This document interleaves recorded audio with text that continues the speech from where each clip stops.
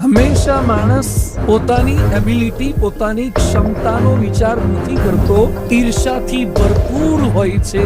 એટલે કોઈ સારા વ્યક્તિનો પરિવારના સભ્યોના વખાણ પણ કરી શકતા નથી.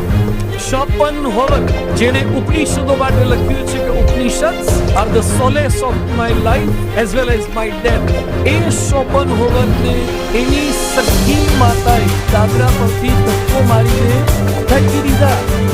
આજે ઈર્ષ્યા એક પોતાના સગા દીકરાની માતા પાસે ધક્કો મરાવડાવે છે. ભક્ત પ્રહલાદ ભગવાન વિષ્ણુને માનતા હતા, પણ હિરણ્યકશ્યપુ એને એમ થયું કે મારો દીકરો થઈ બીજા નવા ભગવાનને કેમ માને છે, તો પોતાના દીકરાને હાથીઓના પંજરે ચડ્યા, પર્વત પરથી ફેંક્યા, નદીમાં નાખ્યા. પ્રહલાદને સળગાવી દેવાનો પ્રયત્ન. સાચો